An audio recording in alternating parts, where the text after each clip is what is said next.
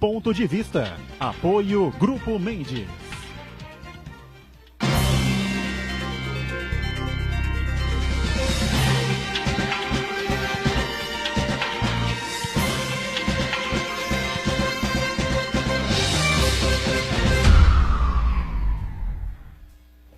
Olá, está começando aqui mais um Ponto de Vista que você acompanha com a gente de segunda a sexta-feira, não é? Sempre neste horário da 1h30 da tarde, horário do almoço, não é? Horário sempre disponível para os debates importantes, os temas que formam a pauta aqui da nossa cidade, não é?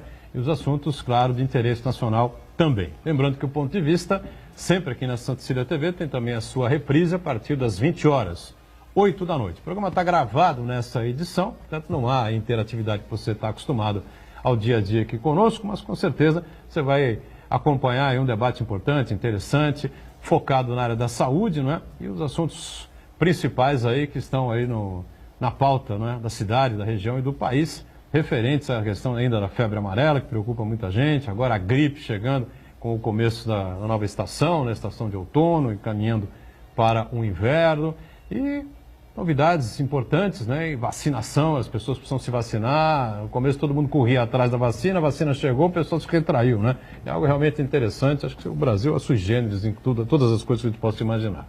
Dr. Marcos Caseiro, que é médico, infectologista, muita satisfação a gente recebe aqui mais uma vez para falar a respeito de todos esses temas, esses assuntos importantes que dizem respeito ao dia a dia que vivemos por aqui. Caseiro, prazer revê-lo, tudo bem? Prazer todo meu estar aqui com você, com os nossos telespectadores, aqui com a Cláudia, com o Marcos. É sempre um prazer e uma honra estar aqui discutindo com você.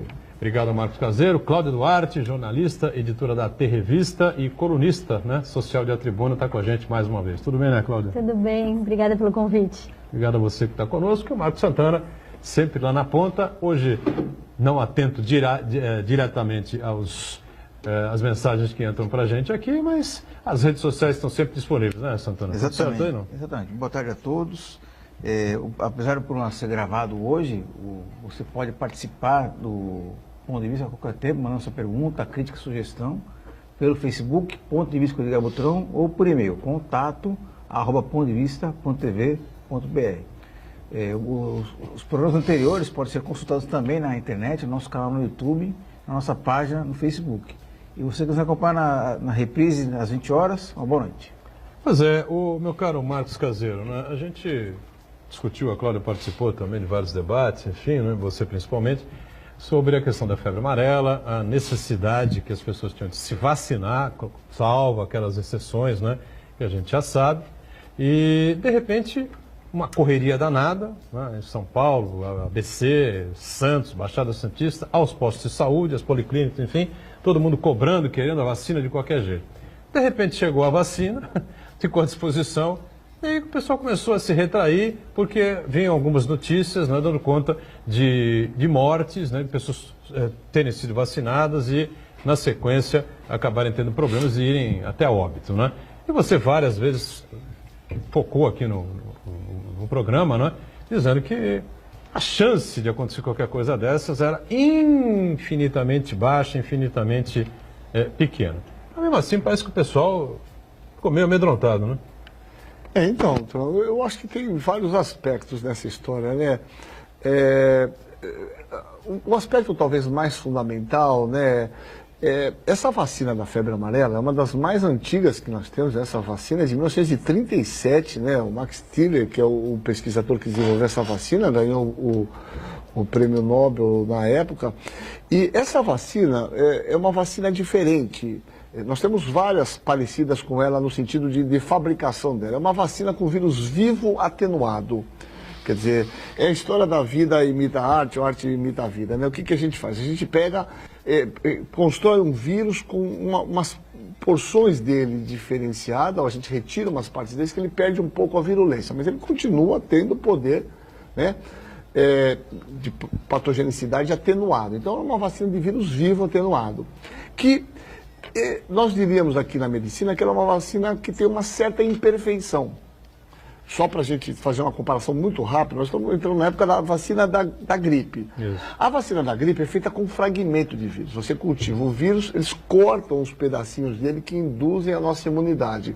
Então, a vacina da gripe é praticamente zero de possibilidade de efeito adverso grave. Porém, a capacidade dela te proteger é muito inferior à proteção que a vacina da febre amarela. Então, você não tem perfeição nesse sistema. Você ganha numa parte e perde da outra. Então, a vacina da febre amarela ela tem essa imperfeição.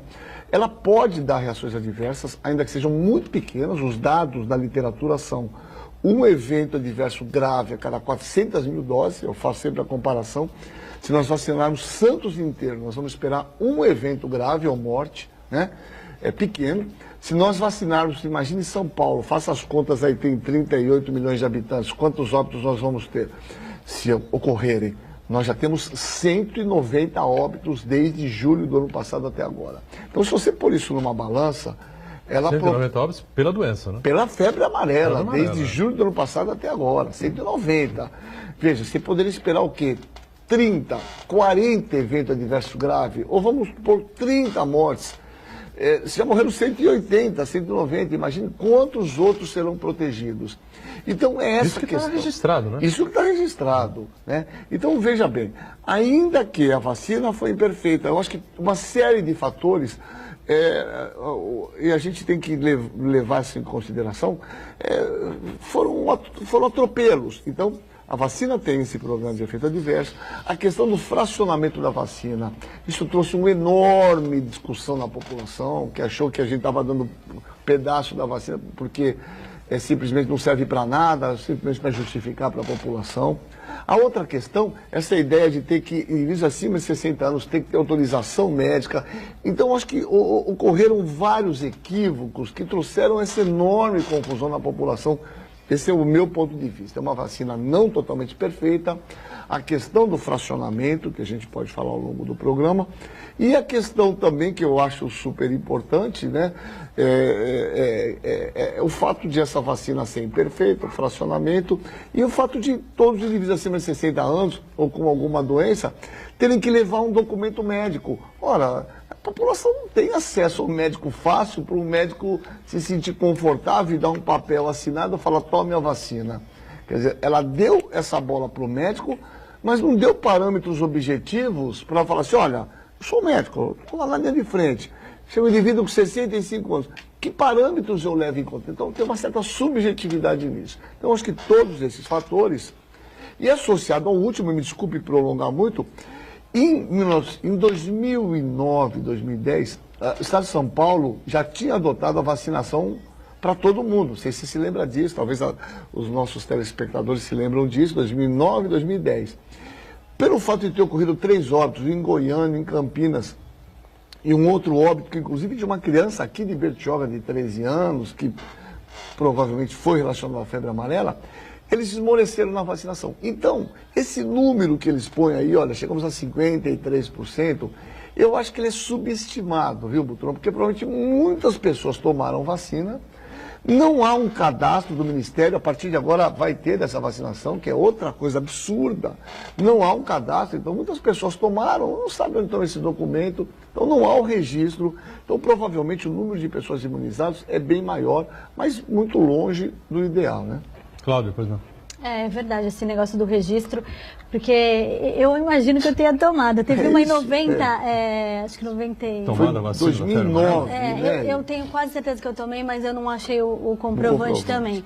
Não tem problema tomar de novo, né, doutor? Muito pelo contrário, quem não teve reação na primeira, certamente não terá, em hipótese alguma, reação na subsequência. Agora, com a proximidade agora do frio, né, começam a aparecer as gripes, inclusive com esse novo tipo de vírus, H3N2, né, que é um subtipo do influenza A, né? Isso. E se a pessoa tomou a vacina de febre amarela há pouco tempo, ela pode tomar a vacina da gripe ou tem que esperar um período?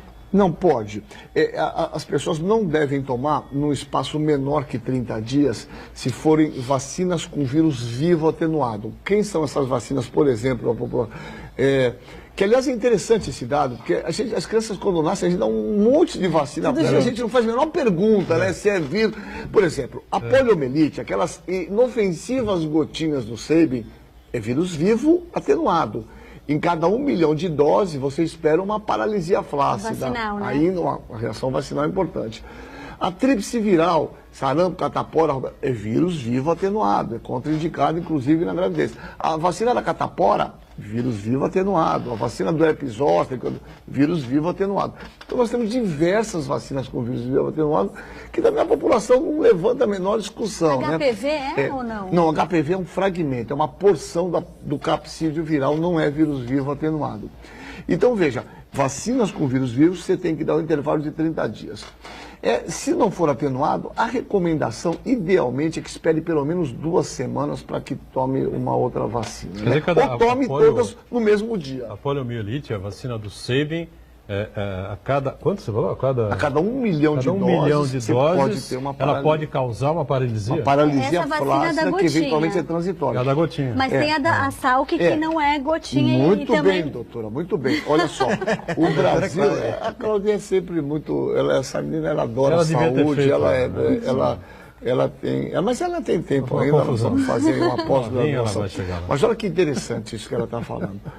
O Brasil, por ter recebido a certificação de estar livre da polio, já temos casos desde 1989, o Brasil entrou numa política diferenciada de vacinação. Então, as crianças hoje, as primeiras doses que elas tomam de poliomielite é uma injetável, que é a Salk. A Salk é vírus morto, é porções, é fragmento viral, vírus morto que não tem risco de efeito adverso. Então, ela começa tomando a vacina inativada, né, que chama Salk.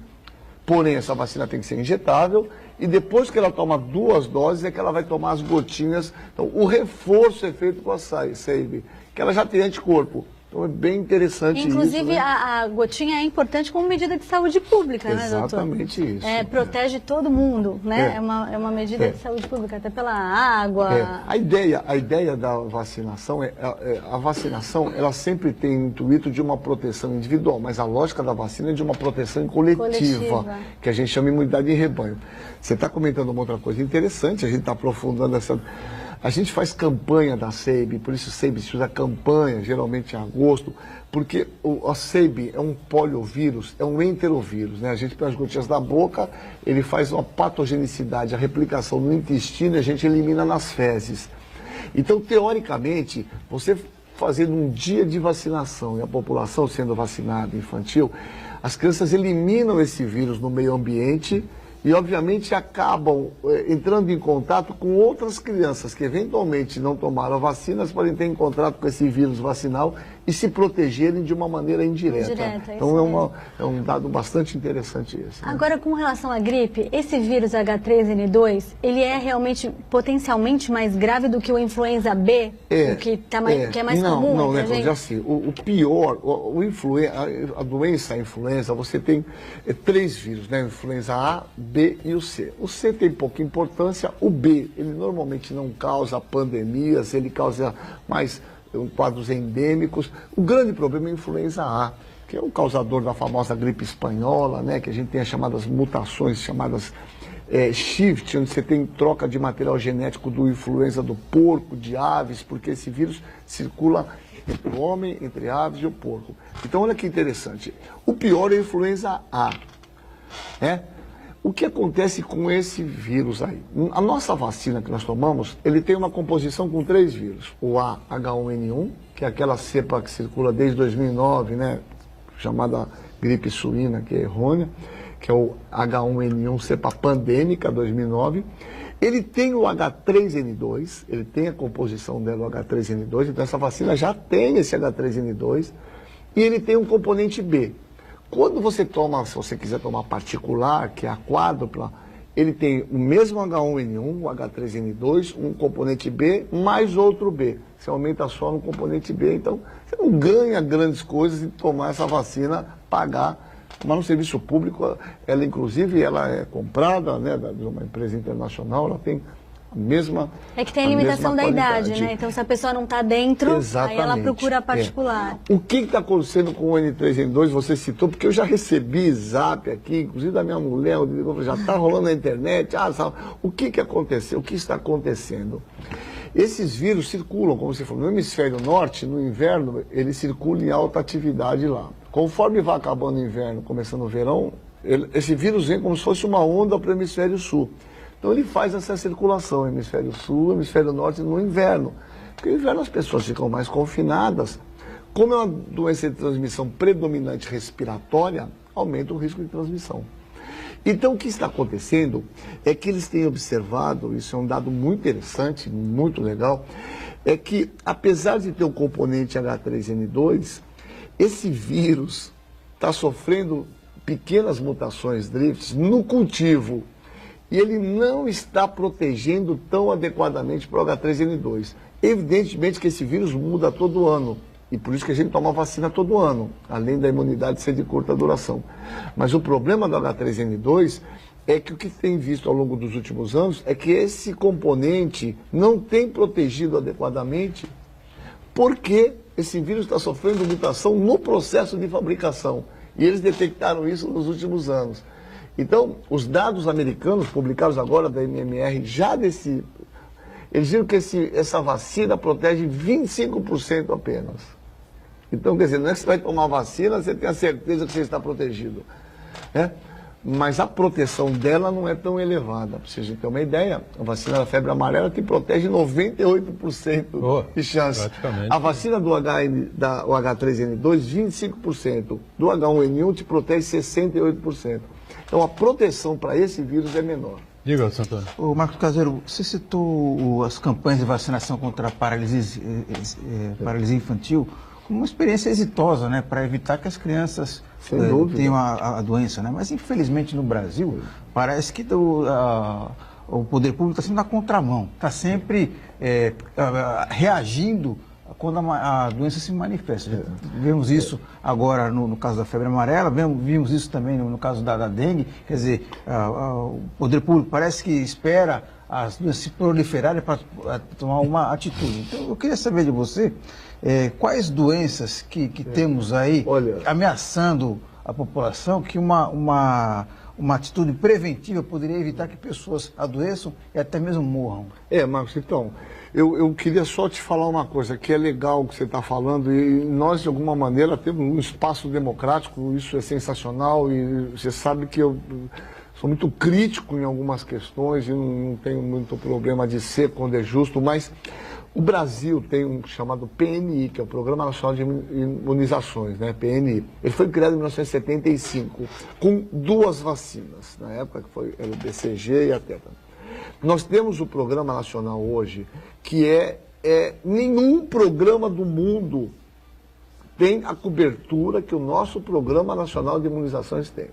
Ele é invejável, ele é elogiado no mundo inteiro, é elogiado pela Sociedade Brasileira de Pediatria, inclui todas as vacinas, inclusive HPV. São poucos os países, olha, Austrália, Canadá, que distribuem gratuitamente, então muito poucos países. O nosso programa de vacinação, ele é invejável, A questão da dengue é que não tem vacina. E mais, o que mudou a história do mundo, né, em termos de saúde, eu digo que para você 2 coisas. Saneamento básico, né, água encanada em esgoto e vacina. A sobrevida de um indivíduo em 1900, média, era 39 anos, no estado de São Paulo. Né? Hoje a sobrevida média do indivíduo é 87 anos. O que nós ganhamos em melhor sobrevida? Foi justamente em termos de doenças infecciosas, né, e saneamento básico. Então, assim, no que se refere à vacina, nós não estamos atrás. O problema da febre amarela é um problema relacionado a um país tropical, que tem muita mata, que tem um vírus que não tem como acabar, ele vai continuar lá na mata, e nós temos uma vacina segura, que já deveria ter sido incluído no calendário vacinado infantil há muito tempo. As crianças já nascem, já vão sendo vacinadas e vão sendo protegidas. Tem outras doenças fora do calendário vacinal, Marcos, ou não? Doenças infecciosas que tem prevenção, muito poucas. É importante isso que o Marcos está colocando, nós não estamos estourando o break aqui, só que eu não queria deixar passar a informação. Nós estamos gravando o programa na quarta-feira, tá certo? E o programa está indo ao ar hoje, dia 30, né, segunda-feira. E o Marcos Caseiro chegou aqui do plantão que ele fez no Emílio Ribas, foi isso? Aqui em Guarujá. Em Guarujá, Vicente Carvalho, mais precisamente, né? E chegou um caso lá extremamente complicado, né? Um paciente jovem, né? 18 anos. 18 anos, né? 18. Rapaz de 18 anos de idade. E o quadro quase que praticamente à morte, vamos dizer assim, né, indo a óbito, né? E houve lá uma série de procedimentos, enfim, e a entrada aqui do programa ele recebeu a informação de que o paciente foi a óbito, né? E com a sua experiência, o diagnóstico foi febre amarela, né? Sem dúvida, não tenho muita dúvida Não que tem era dúvida que era. previsível que ela chegaria em Bertioga, e me parece que esse dado Ele é de Bertioga? de Bertioga. Nunca saiu de lá, um menino de 18 anos, que já via essa previsão de que esse vírus chegaria por duas frentes. Lá em Itanhaém, pelo Ibit, já chegou e chegaria em Bertioga, provavelmente aqui em abril, maio, exatamente confirmando as previsões, né? Muito bem. Então é mais um detalhe, as pessoas precisam ter o cuidado, né? E a conscientização de se vacinar. Eu me vacinei, não senti absolutamente nada. Em casa todo mundo se vacinou, ninguém sentiu absolutamente nada. Viu, Cláudio Eduardo? Fica tranquilo. No intervalo a gente volta na sequência, já já.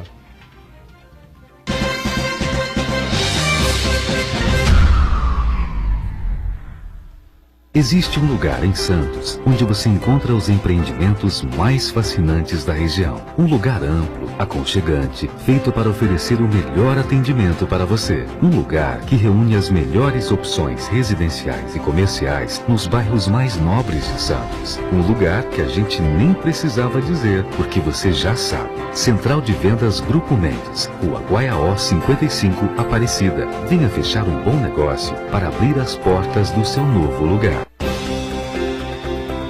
A Ecovias dá as boas-vindas para um novo tempo. Nova entrada de Santos Sistema Viário.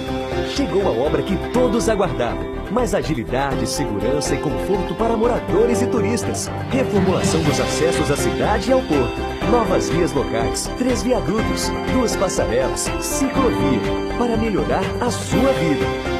Nova entrada de Santos Sistema Viário. Boas-vindas para uma vida melhor. A sua música.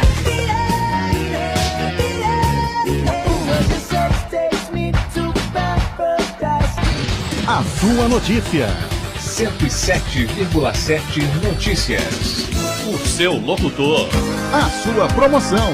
Ligue agora 3234-1077. Participe você também e ganhe muitos prêmios. O seu cantor. A sua rádio. 107,7 Santa Cecília FM.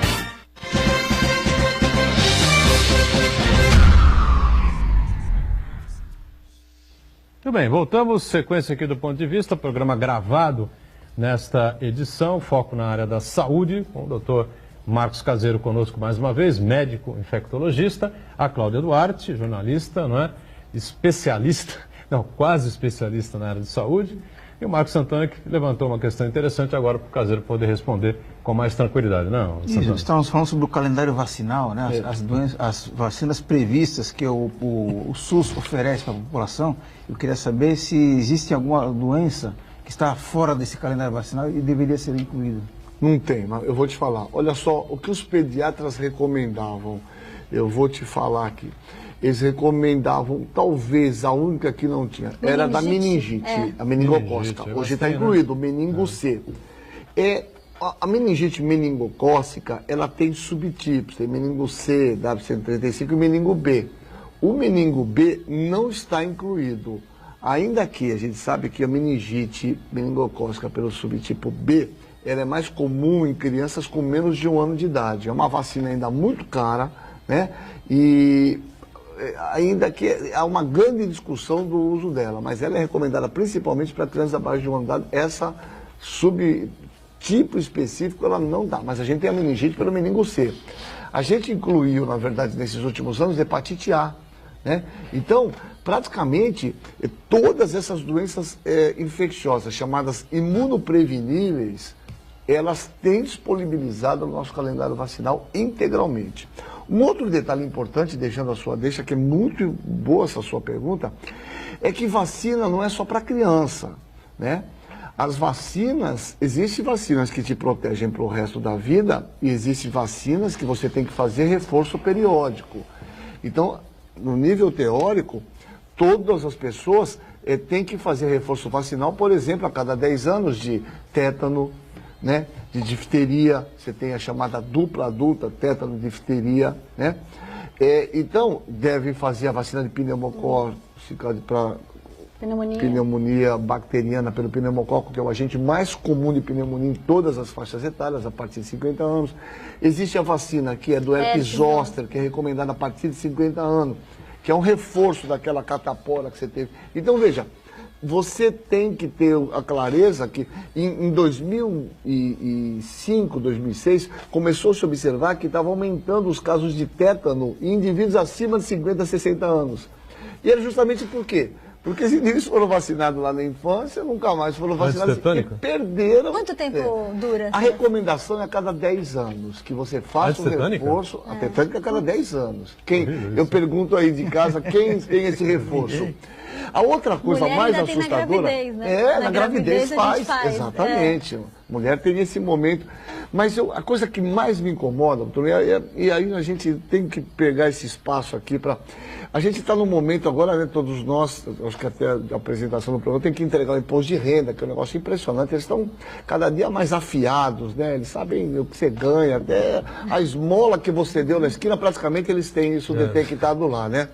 E eu faço um apelo para o governo que nós tenhamos um cadastro de vacinação, porque isso é um absurdo, né? Ainda que isso foi implantado, me parece, nessa... O sistema que serve para uma coisa serve para outra, óbvio. Nós temos um cartão SUS, nós temos a tecnologia na nossa mão, que não tem... É inaceitável, quer dizer, que quando você toma uma vacina, que não seja colocado lá, olha aqui, olha, Edgar Boturão tomou vacina dia tal, lote tal, isso está lá registrado o resto da vida. Daqui isso a 5 anos. Isso até gera uma economia, né? Mas porque a pessoa não vai ficar tomando... Perfeito. São coisas tão elementares, né? Quer dizer, não adianta dar um papelzinho daquele primitivo velho que você põe numa gaveta, atrás come, né, que fica amarelado com 20, 30 anos. Então, que nós tenhamos um cadastro nacional de vacinação para que a gente possa consultar esse sistema e as pessoas saibam que, ó, eu não preciso, eu já fui. Isso é economia também, né? Então tá aí. Sem dúvida. Agora, o Caseiro, H1N1, H3N2, enfim, essa coisa da gripe e tal. A maior preocupação é o pulmão ser atingido? Pulmão. Né? A gripe é uma doença, ela é fenomenal no sentido histórico, né? Todas as pessoas talvez tenham algum parente que teve alguma vítima lá na gripe espanhola, né? Durante a Primeira Guerra Mundial. Essa doença infectou 50% da população do mundo. Estimam que 1/6 da população europeia morreu pela gripe espanhola. A gripe em si, o vírus da gripe, ele é um vírus que se restringe à árvore bronca, mas ele dá uma profunda alteração no epitélio respiratório que propicia infecção secundária. Então, a maioria das pessoas que fazem quadro gripal, na verdade, desenvolve uma pneumonia bacteriana. Então, muitos morrem por pneumonia bacteriana. Então, na verdade, na era do antibiótico, a mortalidade, ainda que continue alta, ela diminuiu perto dessas mortes que ocorreram em épocas atrás, né? Tem confusão aí de diagnóstico, né? Muitas vezes, uma pneumonia com uma gripe com uma pneumonia, ou não tem problema nenhum fazer a confusão, porque o medicamento, o remédio é o mesmo. Não é o mesmo. Não é o essa mesmo, confusão não pode. Porque se é vírus, o antibiótico não é necessário. Não funciona. Se vírus não dá. Veja, se você tem... nós dividimos a síndrome gripal, né? Na síndrome gripal, só para o nosso ouvinte saber o que é uma síndrome gripal. É o indivíduo que tem tosse ou dor de garganta, ou as duas coisas, tosse ou dor de garganta, e febre. Febre alta, acima de 38 graus, associado a pelo menos um sintoma: dor no corpo, dor articular, dor de cabeça. Então, se tiver tosse, dor de garganta e febre, mas qualquer outro sintoma, isso é uma síndrome gripal. E nós chamamos de síndrome gripal aguda grave, que é aquela abreviação SRAG, né, que é SRAG, síndrome respiratória aguda grave. É o indivíduo que tem esses sintomas que nós falamos associado a desconforto respiratório.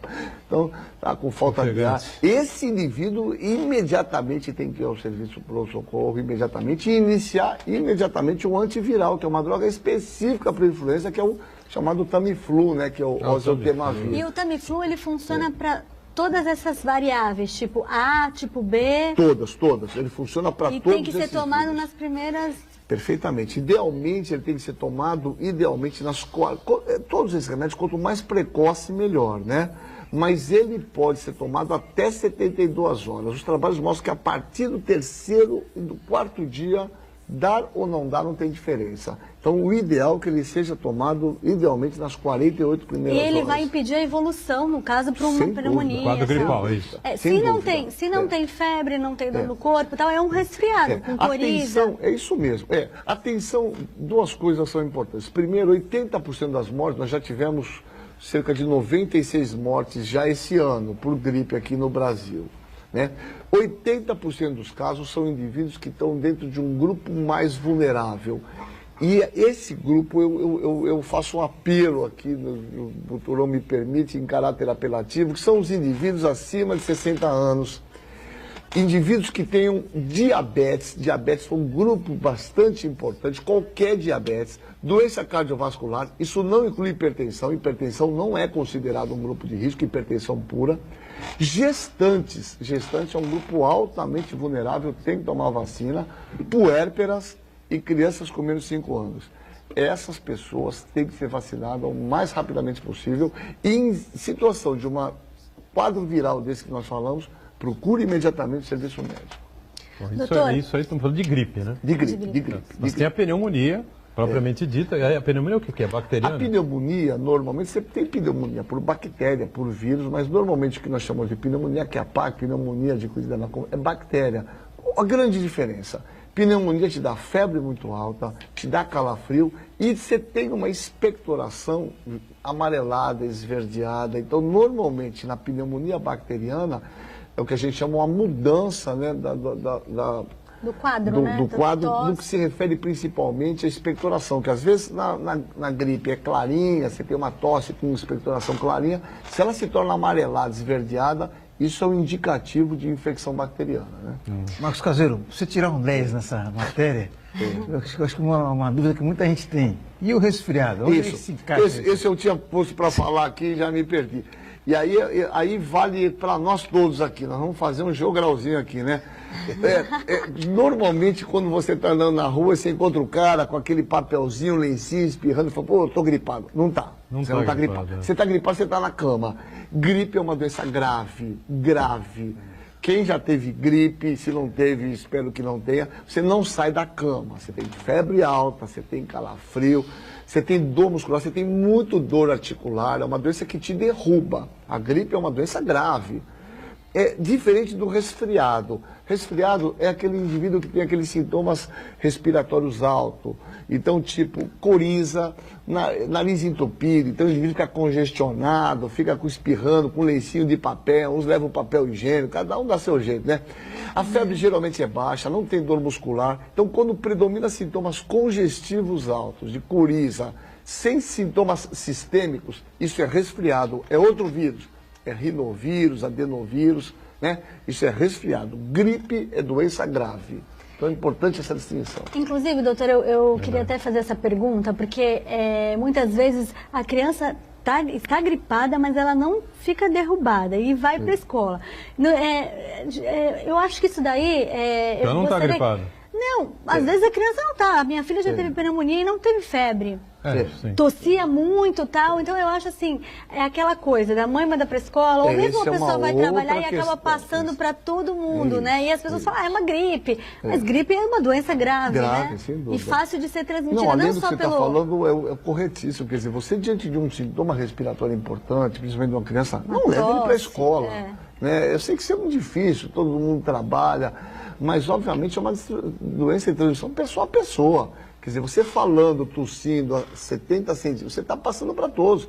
E ao tossir, ao falar, você põe a mão no nariz, dá a mão para o outro, criança principalmente, essa transmissão se expande de uma maneira desenfreada. Inclusive as pessoas tossem, colocam a mão na boca e depois cumprimentam o outro. Isso é um clássico, né? Então não adianta nada, porque passou, você se lembra em 2009 que foi a história do álcool gel. Aliás, nós precisamos fazer um programa aqui. O cara chamado Semmelweis, o Semmelweis era um húngaro que viveu depois na França, que é o pai da infecção hospitalar. Ele morreu doido, ele andava em Paris, né? Lá no hospital Saint-Pétrier, lá, ele andava gritando no final da vida, porque todo mundo achava louco, ele falou, lave as mãos, porque ele mostrou que onde tinha as parteiras, tinha pouca infecção hospitalar, e os médicos, que eram uns porcos, que faziam cirurgia, entravam numa, no outro, 80% das gestantes morriam de infecção puerperal. Ele falava, lave as mãos.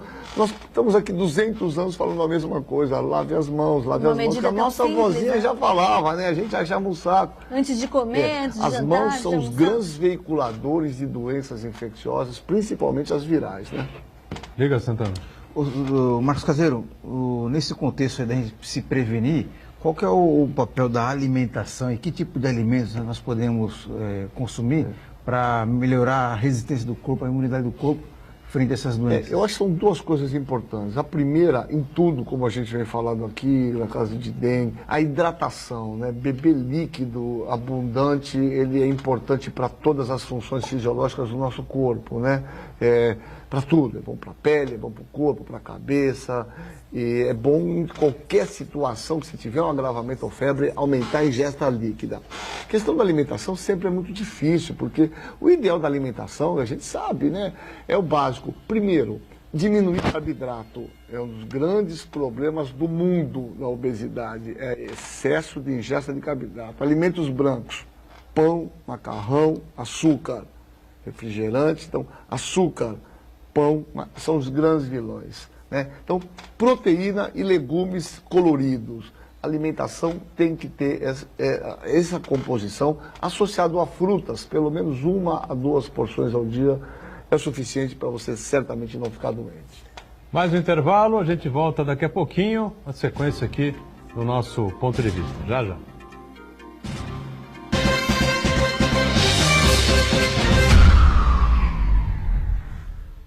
Existe um lugar em Santos onde você encontra os empreendimentos mais fascinantes da região. Um lugar amplo, aconchegante, feito para oferecer o melhor atendimento para você. Um lugar que reúne as melhores opções residenciais e comerciais nos bairros mais nobres de Santos. Um lugar que a gente nem precisava dizer, porque você já sabe. Central de Vendas Grupo Mendes, Rua Guaiaó 55, Aparecida. Venha fechar um bom negócio para abrir as portas do seu novo lugar. O melhor remédio contra a crise é acreditar. Anuncie na Santa Cecília TV, a TV que não para de crescer. Ligue 3202-7107. Nesta quinta, cerimônia de abertura do 35º Jogos da Unisanta. Muita emoção com o desfile das delegações, escolha do rei e rainha dos jogos e muitas atrações. Ao vivo logo após o Caderno Regional. E na sexta, o jogo de abertura do futsal masculino, Fefesp Unisanta versus Arquitetura Unisantos. Ao vivo, Jogos da Unisanta. É emoção do começo ao fim. Realização Universidade Santa Cecília. Promoção Sistema Santa Cecília de Comunicação.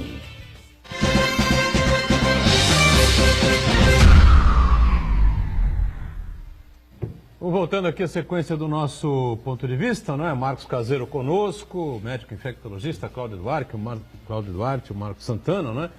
E um assunto interessante é essa informação que a gente obteve agora recentemente, semana passada, com a princesa Kate, né? Kate Middleton, que acabou tendo o seu terceiro filho, né? E pela terceira vez o parto foi normal, né? Aliás, eu brincava com duas cunhadas minhas, há 2 anos e pouco atrás, 3 anos, quando elas estavam grávidas, iam ter os seus nenês, que já estão com 2 anos e tanto, quase 3 anos, os dois, né? Uma menina e um menino. E eu falava essas coisas, as duas fizeram parto cesariana. E eu conversava isso, então, o parto cesariana é ótimo no Brasil, né? É muito realizado no Brasil, né? Aí você pega as estatísticas dos Estados Unidos e da Europa, né? Os principais países europeus, né? Tem 20% mais ou menos, né? 20%, 22% de parto cesariana. Todo o restante é parto normal. Ou seja, a cesariana é uma opção que o médico tem para algum problema que possa ocorrer durante a gestação e o médico fica inseguro de fazer o parto normal, tá certo? Mas aqui no Brasil é o contrário, não, Caseiro? Isso é uma coisa muito interessante, né? Eu acho que é um dos países que mais realiza cesárea. Nós temos dados de quase 70% dos partos cesáreos. Ocorreu, na verdade, uma política nos últimos governos, no sentido de aumentar a remuneração incrível para o parto normal em detrimento do parto cesariano. O parto normal tem uma remuneração para os próprios planos de saúde maior do que o parto normal, no sentido de estimular o parto.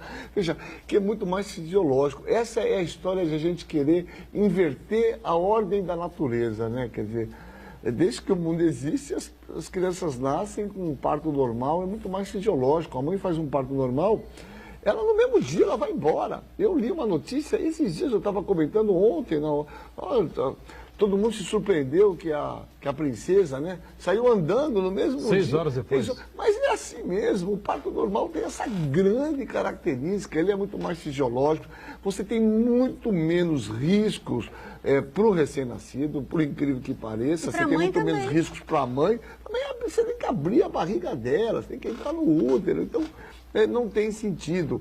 Agora, o que me deixa feliz é que a gente vive um movimento, né, de se inverter essa lógica. Isso também é educação, né?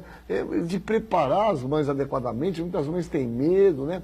Existe toda uma fisiologia preparada para o nascimento do nenê, que é uma das coisas mais bonitas da natureza, né? E, na verdade, não cabe ao homem inverter isso. Isso é tão assustador, eu estava falando aqui com o Buturão. Alguns anos atrás nós tínhamos uns dados aqui de Santos, né, que tem a maior mortalidade infantis aqui do estado de São Paulo, a nossa região metropolitana. Praticamente não nascia criança em fim de semana aqui, as crianças nasciam de segunda a sexta, né? Coincidentemente não nasciam no sábado, no domingo nem feriado, né, Butão? É verdade. Foi um dado bastante interessante que dá pra gente entender. Agora mudou isso, não? Melhorou isso? Já nasce no fim de semana, no feriado? Um parto natural, normal, ele exige mais disponibilidade do médico e também tem mães que têm medo, né? Eu aproveito aí e agradeço pro meu ginecologista, o Dr. Condesmar Marcondes, que me tornou possível, né? Fez possível que eu tivesse minha filha em parto normal, o que foi muito tranquilo, apesar de eu ter quase 40 anos de idade, quando eu fui mãe pela primeira vez. Então é mito, né? Essa história de que a mulher, conforme está mais velha, tem que ter cesárea, porque é mais seguro. O mais seguro é o natural, né? O mais natural, isso depende de quem? De um médico participativo, que na verdade converse, que explique, que prepare a mulher. E muitas vezes a questão também de atividade física, do períneo, de algumas atividades físicas que melhoram o períneo e melhoram esse momento do parto.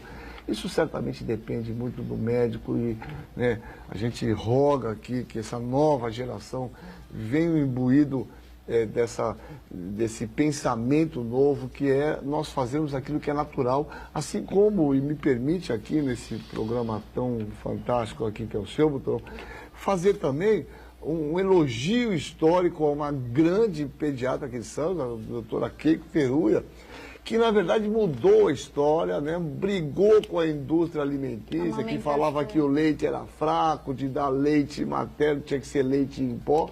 E ela modificou essa história, isso deve à doutora Keiko Teruya, né? Uma sumidade no mundo, que mostrou que uma criança precisa de leite do peito da mãe até 6 meses de idade. E nem água, não precisa nem de água. Nada. É menos que é um problema, né? É uma dificuldade, não é isso? Assim como na cesárea. A mãe tem uma doença genital, tudo mais, você tem que fazer um parto alto, mas são condições muito... Veja, essa é a exceção, não a regra, né, Buturão? É isso. A exceção, infelizmente, virou regra, porque isso. Talvez financeiramente fosse mais vantagem para isso, para aquilo, para sei lá para quem, tá certo? Mas mudando então um pouquinho de assunto, eu queria aproveitar sempre a presença importante aqui do Marcos Caseiro, né, Cláudio, para a gente não esquecer de falar num tema muito importante, que saiu da mídia durante muitos anos, mas continua aí sendo algo extremamente preocupante, especialmente o pessoal mais jovem que não viveu, né, aqueles anos tenebrosos da AIDS, né, o Marcos Caseiro. Então, é difícil a gente ver debates, discussões mais aprofundadas, matérias, reportagens sobre AIDS hoje em dia, por causa dos coquetéis, as pessoas realmente não morrem mais. Mas como a gente cansa de dizer aqui quando o Caseiro participa com a gente, né, ou outro infectologista, enfim, né, que não morre, mas fica escravo do medicamento para o resto da vida, né? E como é que está essa situação? Como é que vai aí o combate, enfim? Então, eu acho que assim, se a gente imaginar um pouco da história da AIDS nesses últimos anos, né, os avanços foram tremendos. Eu acho que eu diria que muitos dos avanços que ocorreram na medicina, em todas as áreas, inclusive na oncologia, em todas as áreas você considerar na medicina, a AIDS teve um fator muito importante, impactou muito a questão da ciência, né? Então, os indivíduos no início da epidemia, incrivelmente ao viver tudo isso, tomavam muitos medicamentos com muitos efeitos adversos. Hoje praticamente o indivíduo toma um comprimido, aqui no Brasil de tomar 2 remédios de primeira linha que dão praticamente 0 de efeito adverso, muito pequeno. Agora, associado a isso, o que nós observamos aqui na nossa cidade é um exemplo, é um marcador, é um termômetro disso. Nós permanecemos com um número elevado de casos. Nós abrimos sempre 240, 250 prontuários novos todos os anos. E nós temos observado claramente um aumento da população de jovens se infectando, né? E entre jovens, principalmente homossexuais jovens. Então, de tudo que a gente vem falando aqui, né, verdade, né, de doenças que dependem do mosquito e tudo, o HIV depende muito do comportamento individual das pessoas. Então, falar em AIDS sempre vai ser oportuno, porque nós vamos estar falando em doenças sexualmente transmissíveis, a gente está aumentando o número de casos de sífilis, assustadoramente no Brasil, aqui em Santos, no mundo, gonorreia, gravidez indesejada. Sinal que as pessoas não estão se protegendo. Exatamente. Né? Ora, se está aumentando o sífilis é uma doença essencialmente transmissão sexual, né? Então, eu acho que é super oportuno essa sua colocação, e eu gosto muito de ver esse programa, você nunca esquece desse, que foi um dos grandes problemas da nossa cidade, é um grande problema no nosso país e no mundo, né? 70 milhões de pessoas foram infectadas com esse vírus, 40 milhões já morreram. Então, é uma doença que tem uma repercussão enorme individualmente, né? Do ex-prefeito Davi Capistrano, ex-secretário de Saúde, distribuição de seringa, aquela confusão, o Ministério Público foi contra, uma confusão, nós devemos, tinha razão no que ele estava fazendo. Né? A Justiça Histórica, em breve, tenho escrito, bem adiantado, um livro meu aí, que cada vez a gente vai ampliando as coisas, né? Mas que conta muito essa história, mas muito do que se tem da questão dos avanços da AIDS no nosso país se deve ao que aconteceu aqui em Santos. A questão da distribuição das seringas, a questão do anti-HIV em gestante, é uma lei que começou aqui em Santos, a questão de distribuição de medicamento para gestante começou aqui em Santos, e o coquetel começou exatamente aqui. Eu comprei em fevereiro de 2006, a primeira cidade a oferecer gratuitamente para 200 pacientes com recursos exclusivos da prefeitura, né, que era 1/6 dos recursos atuais. Então, isso hoje é um programa nacional brasileiro, né, que foi com a Lei Sarney posteriormente, e tudo que saiu daqui, hoje é um programa nacional. Distribuição de seringa é um programa nacional. Então, esses avanços, Santos certamente foi pioneiro e foi vanguarda nisso, nós devemos muito nos orgulhar disso. Né? Os jovens, eles não viveram aquela situação dramática que a gente viu vendo os ídolos, né, os nossos ídolos morrerem, mas também tem a questão das pessoas mais Cazuza, velhas. Sandra Brea, as pessoas mais velhas Mauro que. Corona, Exatamente, Cazuza. Só que hoje em dia também tem o pessoal mais velho, né? Que com os medicamentos para disfunção erétil, eles não têm o hábito de usar camisinha, preservativo.